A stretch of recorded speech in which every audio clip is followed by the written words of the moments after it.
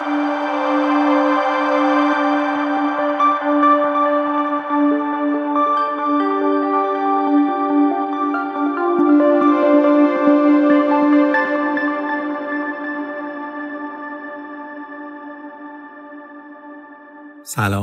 من سعید مولایی هستم و خوش اومدید به اولین جلسه عملی مدیتیشن خواب ابریشم.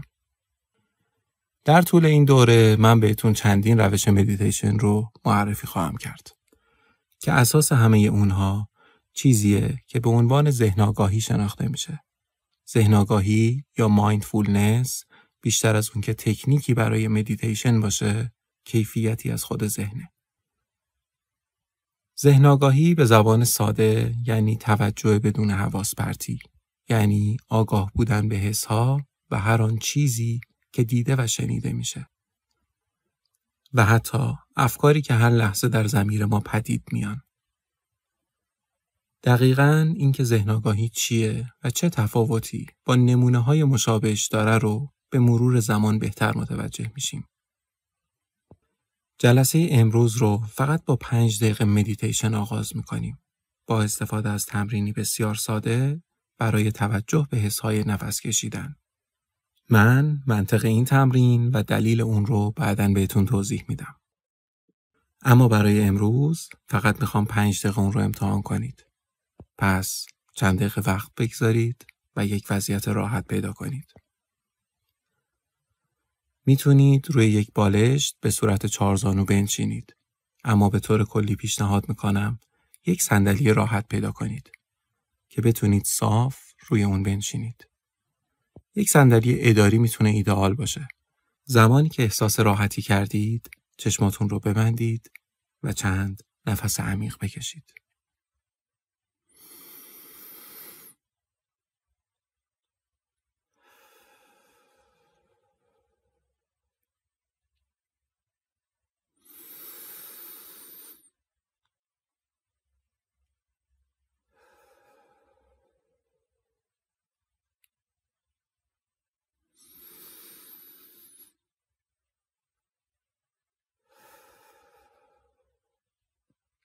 و حالا سعی کنید آگاهیتون رو بیارید سمت نفس کشیدنتون.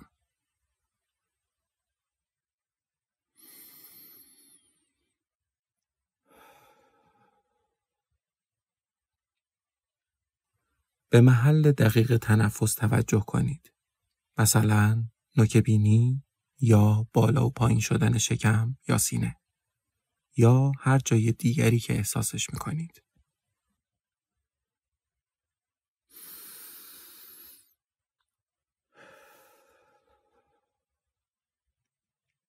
فقط روی حسهای خالص همونجا متمرکز باقی بمونید.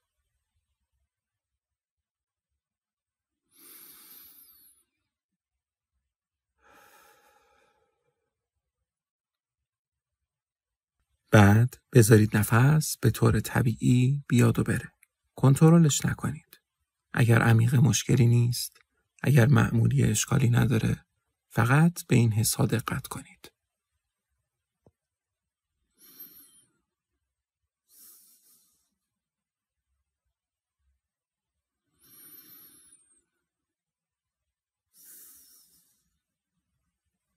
وقتی دارید به نفس کشیدن توجه میکنید، به سمت افکار و صداهای دیگه هم کشیده میشید. از وجودشون آگاه باشید و دوباره برگردید به تمرین تنفس.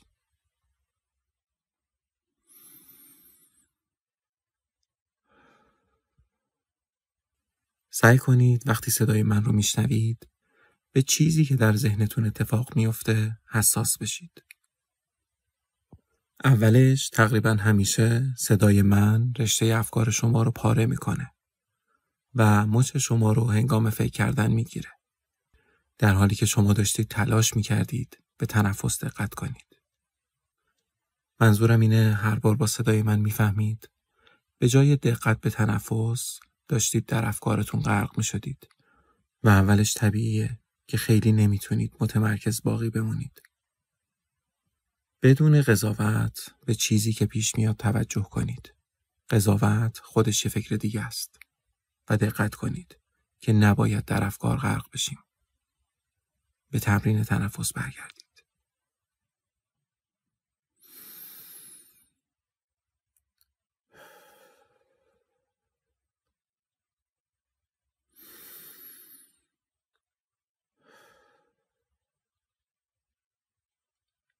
هر لحظه که متوجه شدید با تصاویر یا زبان در حال فکر کردن هستید، بهش آگاه بشید. بهش آگاه بشید که دارید فکر میکنید و سپس به تمرین تنفس و تمرکز روی نفس کشیدن برگردید.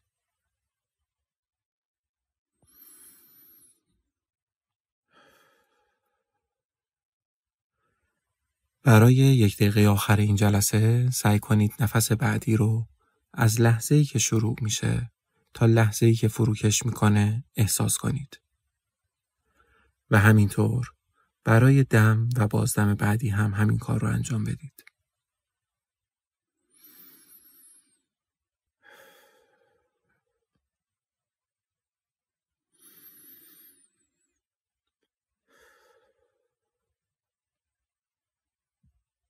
یعنی احساس دقیق تنفس از ابتدای دم تا پایان بازدم.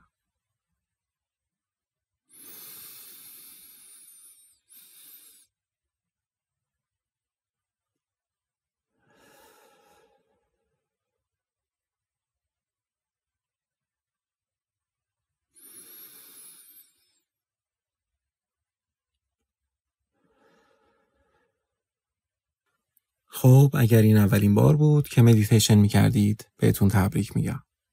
شما کاری رو شروع کردید که به طرز باور نکردنی ساده اما فوق‌العاده عمیقه.